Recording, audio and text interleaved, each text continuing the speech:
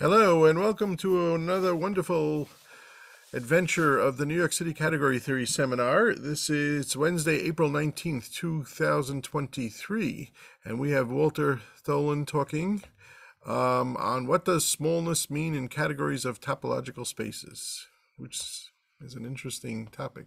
Anyways, Walter, take it away, please. Okay, thank you, Nathan, and thank you again for the invitation. I sort of had the feeling when I gave you the title, Nathan, that you were a bit taken aback and a bit worried. But let me tell you from the outset, this talk should be really very, very accessible. Minimal knowledge of category theory and minimal knowledge of topology. And not worried is the wrong word. We like many different talks. We're Okay. broad ranged around here. No, this has sounded, the abstract was absolutely interesting. Go, please. Okay. And in any case, if there are things that sound mysterious, just feel free to interrupt me. Okay. All right. So now it doesn't. Yes, it comes. Okay. So small, what does small mean? I don't know. For people who are in measure theory or dealing with infinite sets, small means finite. When you take your linear algebra course and you think small spaces might be just finite dimensional. When you take your algebra course first, then you might hear about finitely generated groups or finitely presentable groups. This means there are only finitely many equations that define the group. When you take your topology course, maybe your teacher will say compact behaves like finite, so compact is pretty tight and small. If we are really just in sets and we're beginning to go through the natural numbers, so the first time as children we encounter infinity. And the question is how to say this categorically. And if my numbers are, the number n is an n-element set, one way of saying that x is finite is whenever you map it into the set of all natural numbers, actually it should factor through a piece of the chain, so some n, and by necessity that factorization will be unique. More generally, of course, finite sets have the property that if you have any directed system, and by directed system, I mean a non-empty poset where any two have an upper bound, then you can take a diagram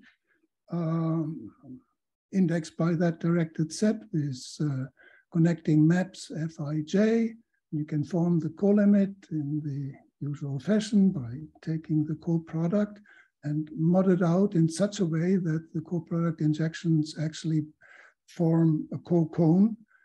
And then again, the same story happens if you map it into that colimit Z, then eventually, if your X is finite, you find it, since any finite set of indices has an upper bound, you find the whole image in some Zi. And in some sense, the factorization is still unique, even if you don't assume that the Fij's are monic. It's essentially unique in the sense that if you have not only the factorization G into Zi, but another H into Zi, that then these two factorizations actually coincide even within the chain. So there's some J further down the road where the two maps H and G, the two factorizations coincide. And of course, you can say all this categorically. And the first person who has done that was Daniel Quillen in his lecture notes on page 3.4. That, by the way, is not a misprint. It's one of the rare famous books that has no pagination. In fact, every section has its own pagination. So it's section 3, page 4, where he says in a remark, just in a little side remark, an object X in any category will call sequentially small if the Hom functor, the covariant Hom functor, set value preserves such limits. And if you unravel this short definition, it comes precisely down to the property that I explained on the previous page. And then Peter Gabriel and Gabriel-Ulmer came along with their lecture notes in 1971 on locally presentable categories, and just replaced the sequences by directed systems. And they said X is finitely generated if the Hom of X preserves directed systems of monomorphisms. And if you make this a little bit tighter and say we admit any directed system, then they called it finitely presentable. And what happens in sets is that you get precisely finite sets. In vector spaces, you've got finite dimensional vector spaces. And in groups, you would precisely get what is called finitely generated and finitely presented. And they took it to the whole general algebraic level. And one can ask now, what happens in the category of topological spaces or in compact Hausdorff spaces? And actually, Gabriel-Ulmer says something about that on fairly early on in the lecture notes. They prove that finitely generated is the same as finitely presentable, and it means you have a finite discrete space. If you look a little further in the literature, for instance, in Hovey's book on model categories, he says something using an extension of the Quillen notion on page 49, and he mentioned that the Sierpinski space doesn't have this factorization property, what he called sequentially smallness. Oh, excuse me, which Sierpinski space are you referring to? There's a couple of different spaces the topologists studied. Well, this is just a 2-point non-discrete, non-indiscrete space. Thank you.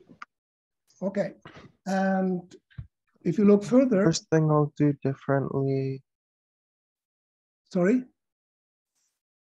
Okay, can you hear me? Perfect, go on, perfect, very okay. Interesting. So if you look further in the literature, of course, this is a book on accessible and locally presentable category by Adamek and Rositsky, where they briefly also mentioned the Gabriel-Ulmer result, that it is just a finite discrete spaces. Now, I was looking, years ago, I looked at this, and for some reason last fall, I looked at that again because I was interested in finding the characterization of locally presentable categories in certain categories of metric spaces and stuff like that. And was looking into literature, and thereby looked at these old things again. And I was interested in the proofs. And I looked at Adamek Rositsky, what they say on page 12 only on, and I couldn't understand their argumentation. And then I looked at Hovey's book, and I couldn't understand his argumentation why the Sierpinski space is not sequentially small. Then I looked at the web in NLab and actually saw that there is a problem with that argumentation in Hovey's book. And then I said, okay, well, go back to Gabriel-Ulmer, who gave a very precise proof, and try to understand it. And I couldn't. And I said, well, it's impossible. I've never seen a mistake in Gabriel-Ulmer. So I wrote to the 2 year sheets and said, oh, can you help me? And they told me, well, we know about the problem with our remark, but we didn't know that the Gabriel-Ulmer proof is potentially not correct, or I pointed where I got stuck. And this is sort of was surprising, because in topological spaces, they're not so different from sets.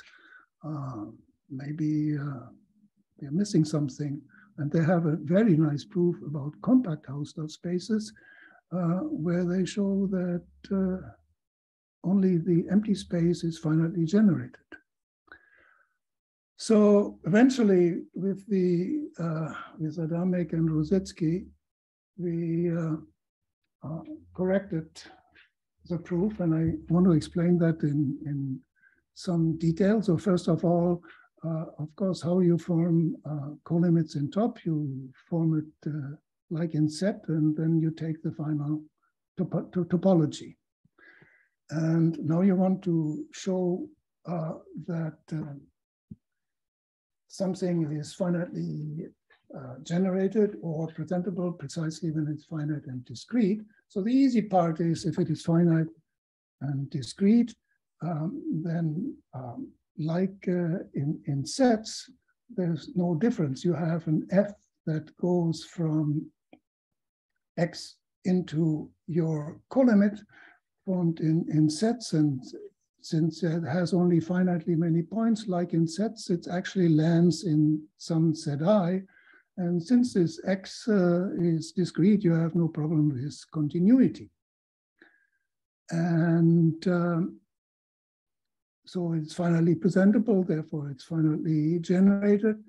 And it is also finite, okay? So this is already part of the reverse direction, but it's the easy part. So when you show that something that is assumed to be finitely generated, you have to come up with test sequences or test systems. And in this case, of course, you take the same set and know that it is directed colimits of its finite subsets, and you put everything in discrete, then again, you don't get any problems with continuity. So the only point of interest is to show that something that's finitely generated has to be discrete. So I pretty much follow here the Gabriel-Ulmer proof, because I want to point my finger where they were missing something. So you assume that there was any known open set in X. Then you look at the set disjoint union X plus N, and for every finite set, you put a topology on this and get a space set F. And the topology takes as open sets those subsets of X plus N that meet X only in S, meet the finite set not at all, but eventually they meet the natural numbers. You will meet the natural numbers in an upset of the natural numbers. And then you finish your proof by just using that system. And the point is this third condition. That third condition doesn't occur in Gabriel-Ulmer. And it has a fatal effect which lets the proof collapse. But with that condition, you rescue the proof simply because you have to make sure that this G is continuous. And for that, this third condition is really crucial. So, all right, this is just to demonstrate that this desire to precisely characterize locally finitely generated or finitely presentable objects has two sides.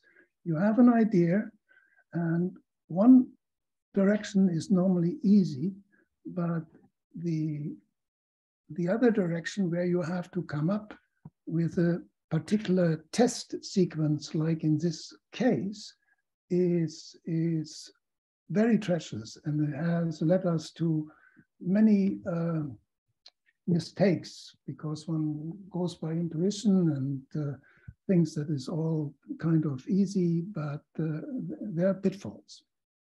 And I will talk a little bit more about that. So now we go away from the whole category of topological spaces, because we know what's going on there now, and go to subcategories. Let's say a full subcategory closed under isomorphisms, and the inclusion has a left adjoint.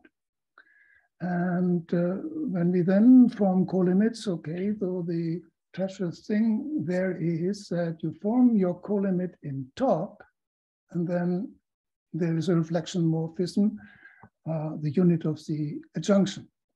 And you can see from this picture that things don't become easier.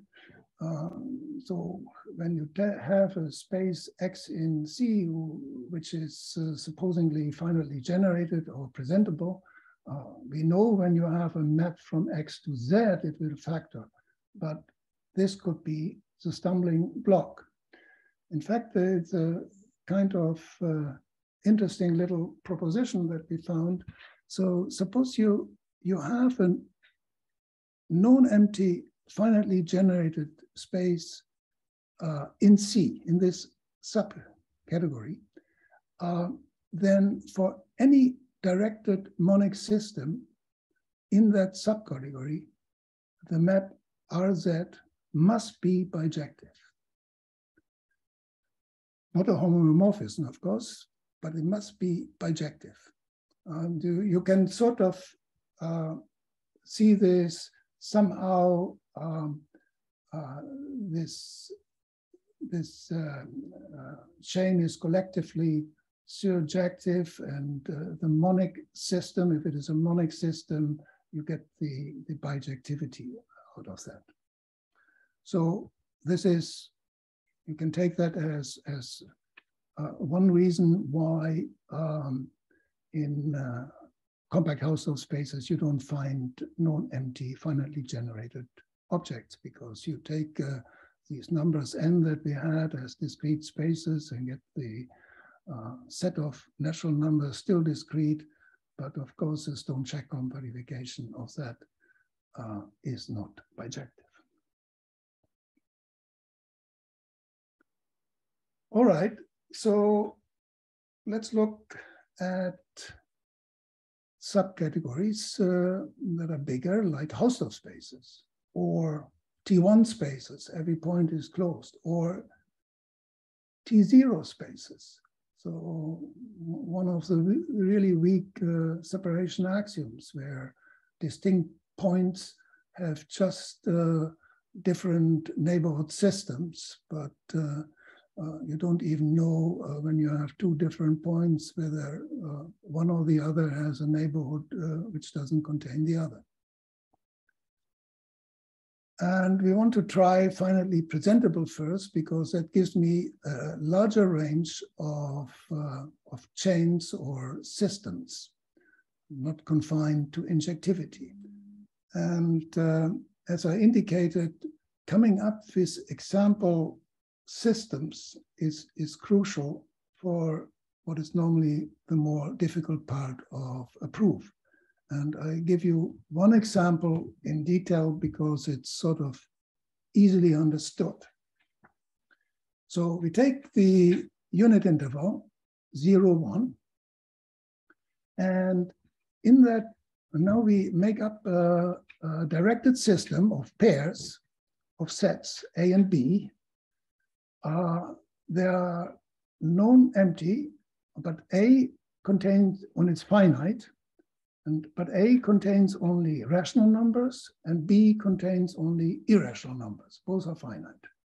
And we order these pairs by pointwise or component-wise inclusion. So now we create a space in our system ZAB where we identify the points of A and the points of B. So these are quotients of the unit interval. And the bigger the pair gets, the more we identify. And in the limit, of course, we get just 2 points, rat for rational and ir for irrational. And moreover, that space is indiscrete because, you know, these are all quotient maps. So you can test whether you have an open or closed sets by just going back to the inverse image. The inverse image of rat is the rationals in 0, 1, which is neither closed nor open, and the same for irrational. So the space is indiscrete. So if your environment is just slightly bigger than top, so let's say T0 spaces, the reflector will smash this to just 1 point. Now, if you take a non-empty space, you have this unique map. Yes, it does factor actually through any ZAB, because you can take a constant map and map it to some point in any A. And that will give you trivially a factorization. But unfortunately, there's another totally different choice, H, where you then go to some point in B, and your choices still within the chain will be the same. So essentially, you have, or not essentially, you have really 2 different factorizations. So this thing cannot be finitely presentable. And that has, the simple example has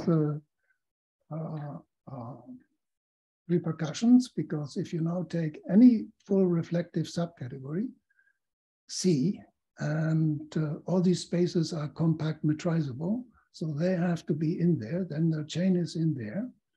And you have to be at least in top 0 to be sure that the reflector smashes these 2 points that we have, and you get a contradiction, and you know that the empty space is the only finitely presentable object in C.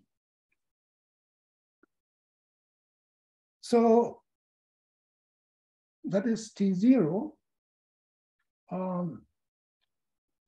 but it was, and of course, T1, T2, and so on. But what about finitely generated? Because our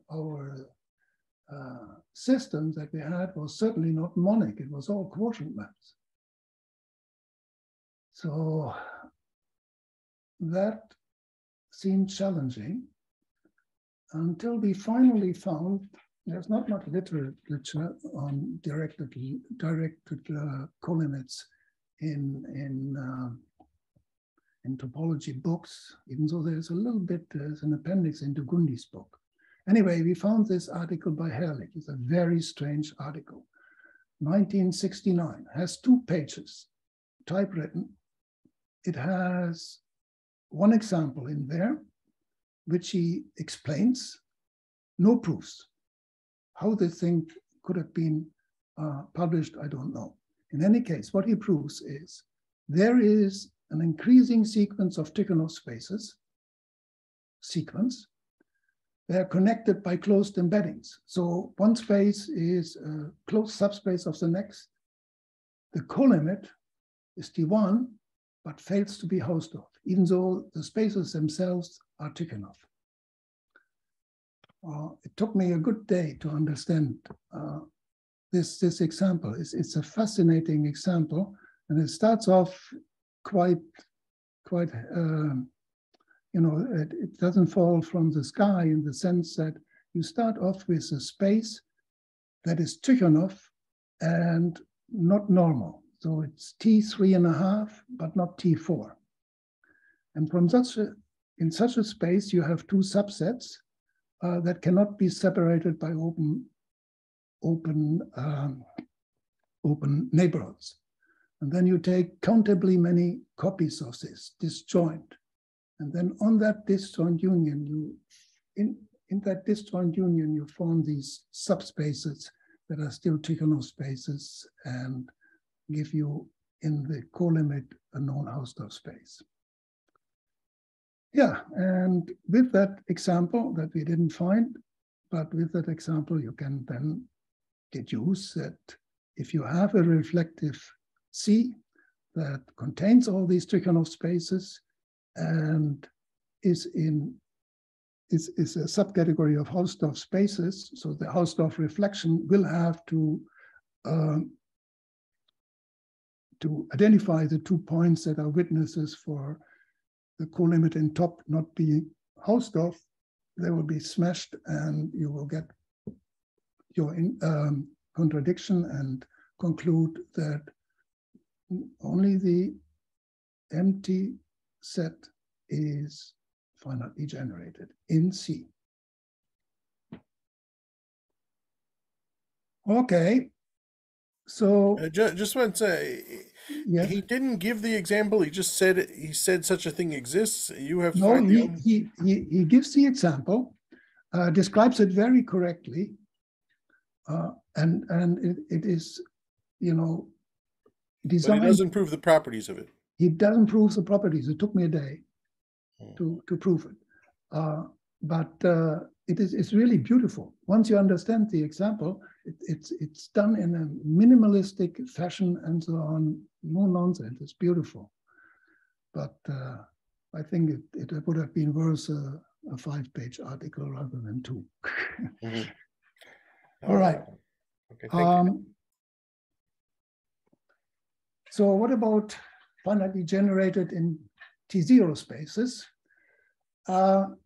And yeah, so I can say when we arrived that, I was still just working with Adamek and Rositsky, and we couldn't prove it. We really tried hard, and there was one iteration of a faulty example or example sequence or whatever, buggy sequence. We came to the conclusion after losing weeks on this that we have to have a more professional topologist, general topologist on the team. And so we asked Mirek Huzek, and within a couple of days, we had a sophisticated example. I wouldn't try to explain it, but it's a countable space, a very tricky topology. Basically, it's one set, and you have a sequence of different topologies that you put in there that are all stacked up, and so you get continuous bijections in one direction, and the colimit fails to be T0, and as before, you conclude that the empty space is the only finitely generated object in top 0. So I think it's time for me to apologize. I don't want to give a talk about the empty set here. It's rather boring, even though the results were challenging, but it is not satisfying to just come up with these results. So top 1. first of all, from the outset, I would say that there should be hope that it becomes slightly more interesting in top one, at least in terms of not having only the empty space as a candidate for finitely generated, simply because top one is closed under the formation of directed columns. You can prove that immediately. So that's very different from top zero and top two. So the result of that is that if you have a T1 space that is finitely generated in top, and we know there are the discrete spaces, and discrete T1 spaces, well, a finite T1 space is automatically discrete, of course. They all have to be finitely generated in the top one environment. But the question is, are there more? Well, there are not more. But the proof is damned hard. And again, we needed really professional topologists to get to such a proof. And I will say only what I wrote here, but perhaps a little bit more later on. The key is that one knows something about the lattice of T1 topologies on a given set. So of course there's the finest one, the discrete one, but below this are the co-atoms, and they are all of the following form. You take a point in the set and a free ultrafilter on that set, and you form a topology by letting the sets of the ultrafilter joined by the point to be the neighborhood of this point that you consider, and all other points are isolated. And these are really the co-atoms. Any finite T1 topology will be discrete, but that is only the starting point. Then armed with that knowledge, you have to still work quite a bit to come up with a test system that allows you to conclude that a finitely generated object in top one has to be finite. All right, so all finite T1 spaces is still in some sense boring, because we didn't really get anything new beyond finite or finite discrete or empty. So let us look at reasonable variations or generalizations of the notion of smallness or being finitely generated. So in principle, what we can do is we can relativize the notion by admitting only directed systems with connecting maps being in a special class M, which in some sense we have already done. We have considered all monomorphisms, but in topology, monomorphisms, injective continuous maps are not the most interesting ones. What about, for instance, classes of embeddings or closed embeddings, something like that? Another method would be to specialize to chains rather than arbitrary directed systems.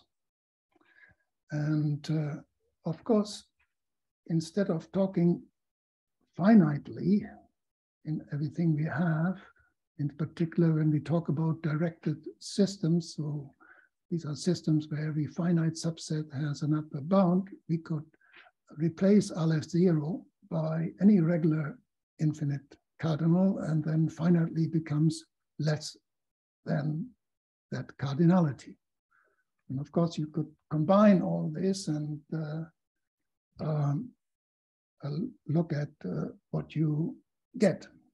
Now, can I ask a question? Yes, please. Sorry.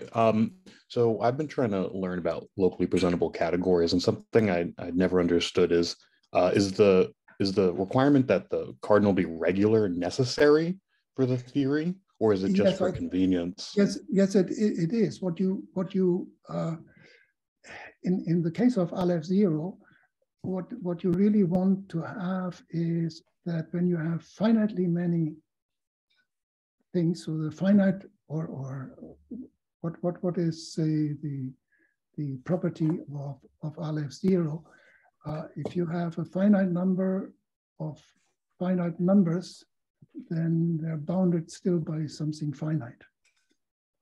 And something like that you need in for an arbitrary infinite cardinal. So the regularity is just mimicking this what you automatically have in the Aleph 0 case. So like certain theorems in locally presentable category theory just wouldn't be true if you didn't have the regularity. Okay, thank you so much. Thank you. That's true. But I will, since in our context, this is in this topological context in which I'm now is not so relevant. So I've decided to forego this lambda business. But of course, if you do metric spaces and so on, or Banach spaces, then Aleph 1 becomes quite important. Okay. So we relativize this by saying a space in C or a category is finitely generated with respect to M, Fg of M, if the Hom now preserves colimits of directed systems where all the connecting maps are in M. And I have put down here in our topological context 3 or 4 classes, all morphisms and finitely generated with respect to all is the same as finitely presentable. We already have the case of all monomorphisms, but then there are in top the regular monomorphisms, so all the embeddings. And I want to look at open embeddings.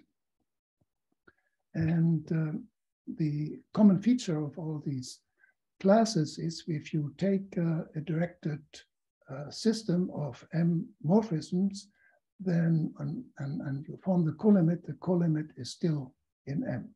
This is true for very trivially true for all mono and open embeddings. For embeddings, I had a little hiccup until we realized, and this is very easy, but we all know how a subspace topology is formed. You take an open set and the large set and intersect. But among these, of course, there's a largest one. So you take the union of all these U's with that property. And having a largest open set with that property is key to immediately prove that that you have this property also for all embeddings. So now let us look M embeddings, and we go back to the category of all topological spaces. Okay, and so this is an easy part, and we can have a complete proof. So before, when we proved this, our X was discrete, but now it's no longer discrete. But now you see the thing that we have is that CI is embedding. So if you have something continuous going here in sets, you know it goes here, but what you have in sets is continuous because this is an embedding. So you don't need the discreteness. And for the other direction, you form indiscrete spaces, which you're allowed to do in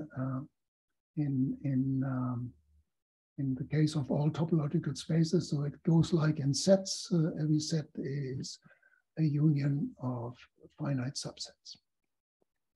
Okay, and when you take open embeddings, then you characterize compactness, and that's also triviality.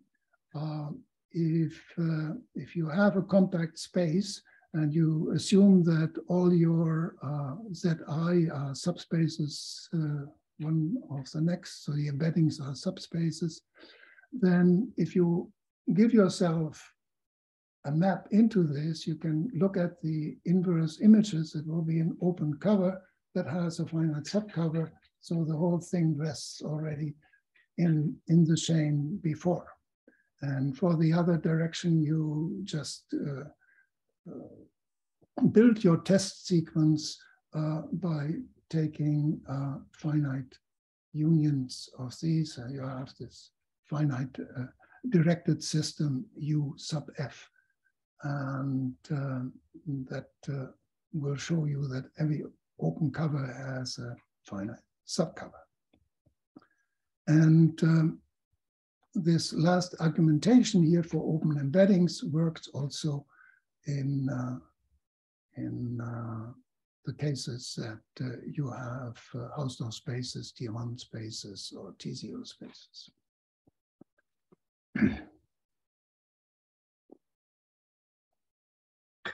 All right. So now it gets a little more difficult when you look at embeddings, but not in all of top, but in top 0, top 1, top 2. Well, top 2 we already had. By the Herrlich example, we know we get only the empty space, but that example was not a piece of cake. So now we take embeddings, and that was really hard. So I had to learn something new here. There are so-called maximal almost disjoint families on a set. So these are families of subsets of a set, and they're called almost disjoint if any two members of the family intersect only in finitely many elements. And with Sohn's lemma, you can get maximal things, and these things have been used and needed to be used to show that finitely generated with respect to embeddings in T1 is precisely finite, and then by force discrete.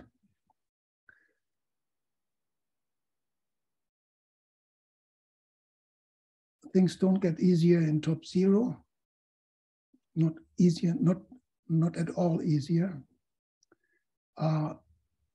So again, these are all finite spaces, but of course, in top 0, there are more than just discrete spaces, like the Sierpinski space, that are finite. The proof was possible only by using Ramsey's theorem and the infinite version of that in order to construct a test sequence that we needed to conclude the proof.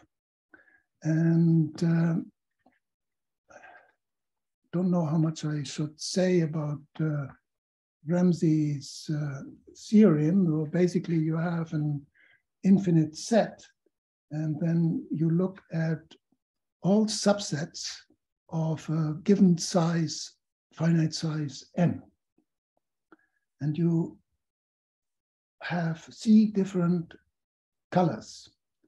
And Ramsey's theorem then says that you have a subset, an infinite subset. And if you take your n element subsets where they are all in that given subset n, then you can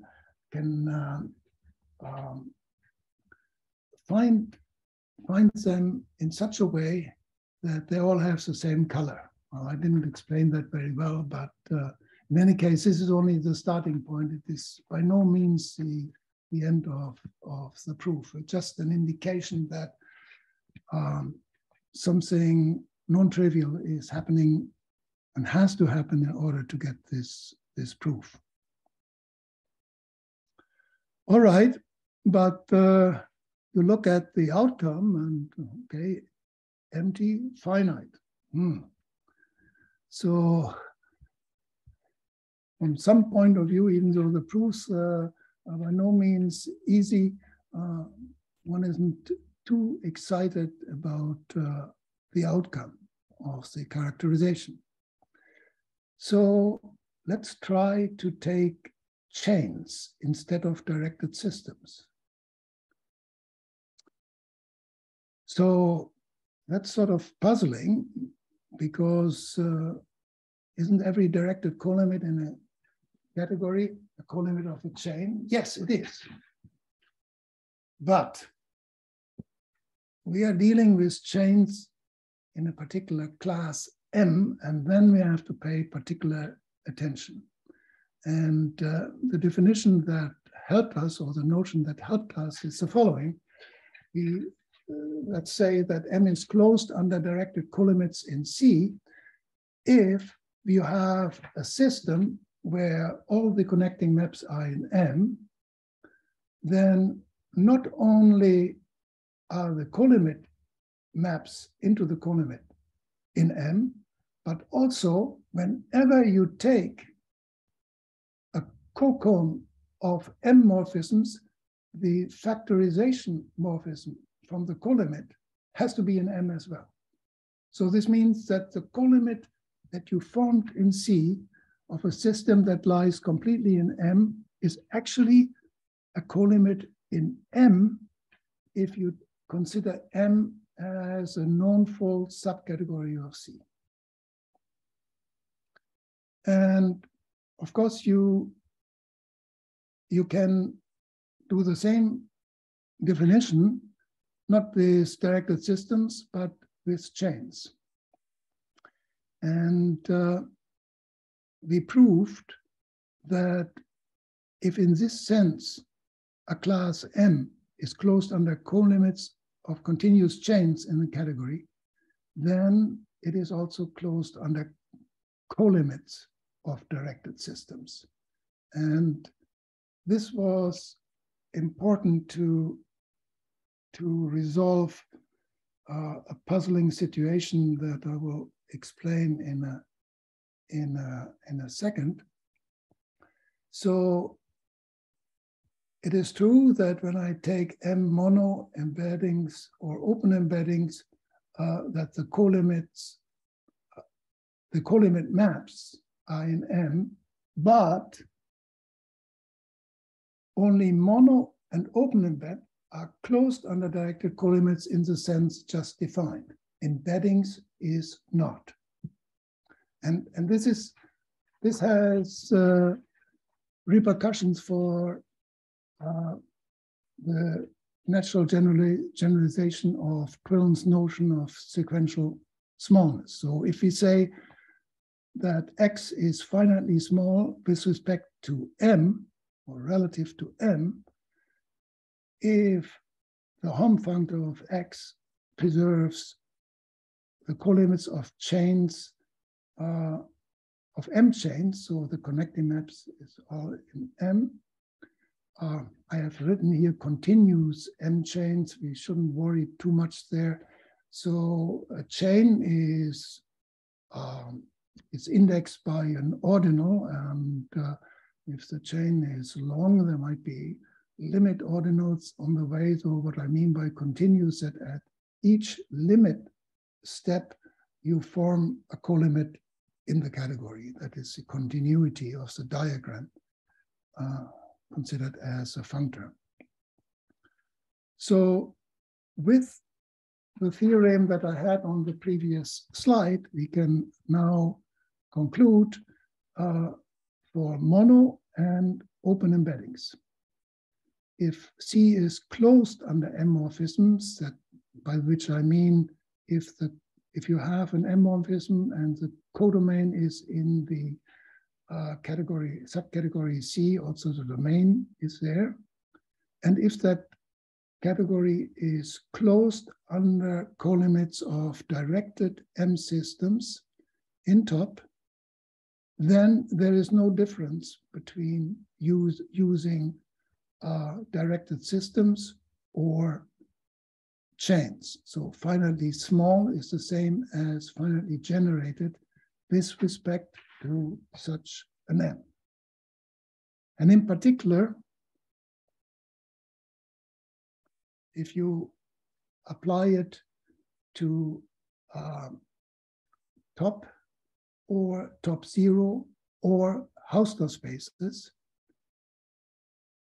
the Quillen way of defining things with chains, or the Gabriel-Ulmer thing, doing it with filtered or directed systems, comes to the same.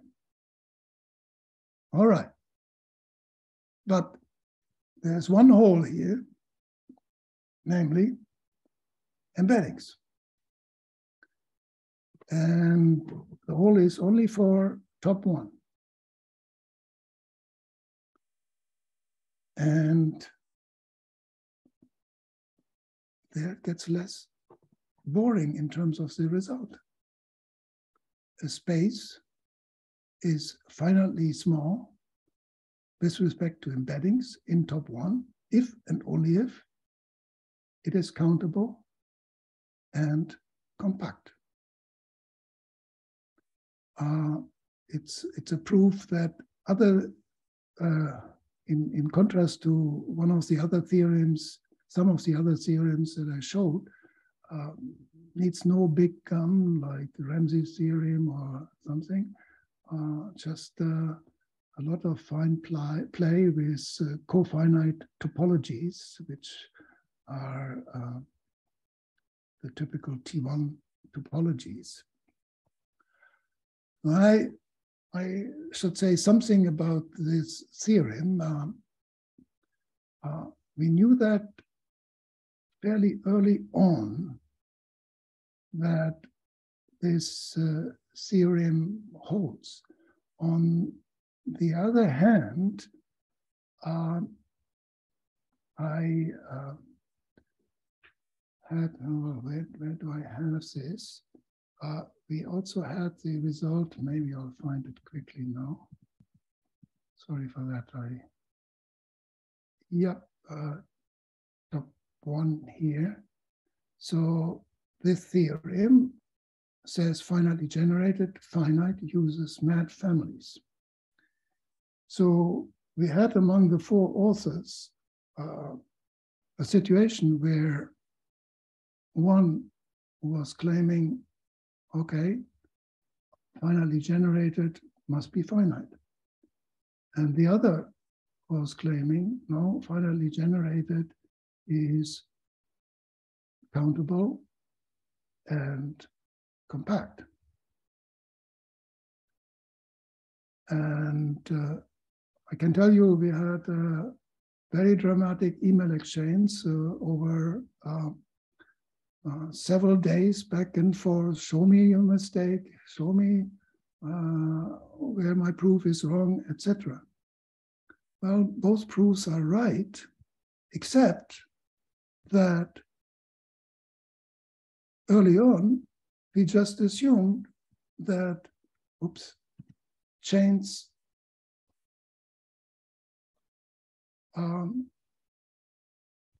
come to the same as directed systems.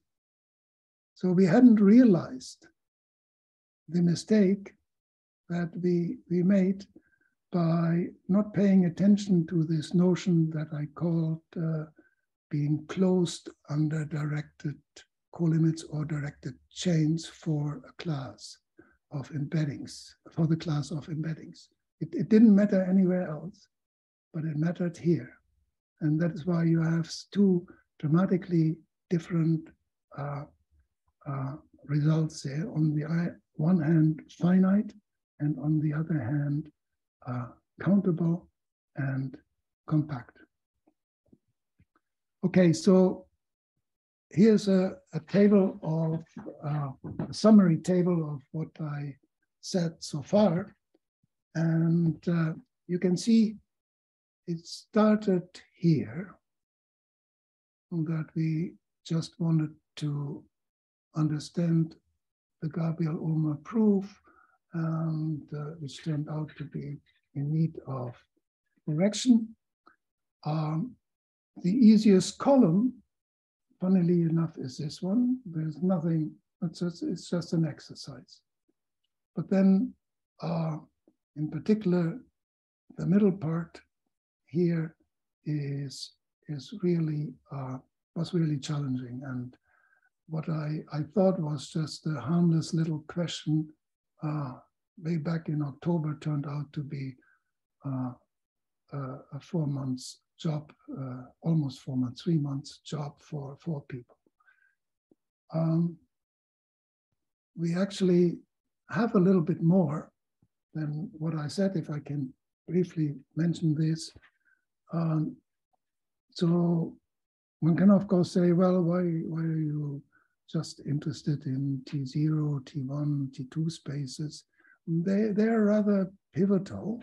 They don't answer everything, but if you go to an arbitrary full reflective subcategory, and let's say there's at least a 2-point discrete space in there, then of course there are all discrete spaces in there. So if the first theorem, general theorem that we have is that you take something that is inside top 1, but more than top 1. Sorry, less than top 1. And we assume that every space whose topology is an infimum of ultrafiltered topologies. I explained what an ultrafiltered topology is on an infinite set. So you pick a point, an ultrafilter, and you have this topology that I described. So whenever you have such a subcategory, you only get the finitely generated object is the empty space. Now, this condition there is a bit technical, so one can make it a little bit easier by just restricting oneself to Hausdorff spaces. And then when you go to finitely generated with respect to embeddings, you still get only the empty space. So that covers a large array of reflective subcategories of top. The next 2 theorems also go for those subcategories, but they are different in the sense that we now assume that at least the 2-point indiscrete space is also in there, and at least one known indiscrete space. So the first assumption really forces all the reflection maps to be bijective. And then as finitely generated objects, you get in C, you get the finite discrete spaces. And for the finitely generated objects with respect to embeddings, you get the finite spaces, but no new aspects. So, but this covers a large array of subcategories, not all of them, but quite a few. All right, that's it for me. Thank you very much. Okay. I think we all thank you. It's a lot of stuff. Anyways, any questions? Speak up. It was very clear. I didn't realize how much variability there was. Do you have any results for sober spaces? Yeah, I expected that. That's obviously a gap, and we haven't really seriously looked at sober spaces yet. Simply, I was, and also my co-authors, we were running out of time. But this is a whole, and it's not covered you know, by the there we go. List of examples. No. List of. Yeah, no, it's not discovered by any of the theorems, because sober spaces is between T0 and Hausdorff spaces, and it is reflective. And yes, this is definitely something on the to-do list, and we haven't done it yet. But it's good that you asked the question, because that's the question I was hoping for. And if you hadn't asked it, I would have mentioned it myself. Any other questions? Walter, what other questions would you have to ask for yourself? No, you see, it's funny. I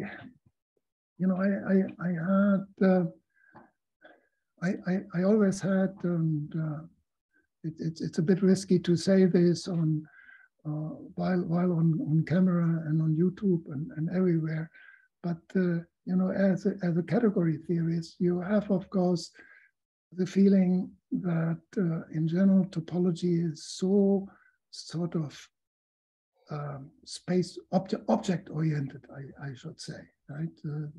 You get excited by okay, give me a space with n properties, but not the n plus first, and so on. And you can construct all wonderful things that I'm not able to do. But I must say, looking at some of the examples and the need for examples to get to general results here was quite exciting, and it surprised me and got me more into this subject. But yeah. To me, the most amazing thing is the Ramsey theory stuff. I mean, yeah. You know, it's something you read about, you know, but it has nothing to do with your life, and all of a sudden pops up all over. Yeah. I had never come across in anything I did in decades, and here it was crucial. It's shocking. And yeah. Anyways, thank you very much. Again, okay. Let's thank the speaker. And let's just one quick plug. Next week, April 26th, Dusko Pavlovich is talking about program closed categories. So that should be interesting. All are invited, and thank you very much. Thank you. I'm going to shut the recording now.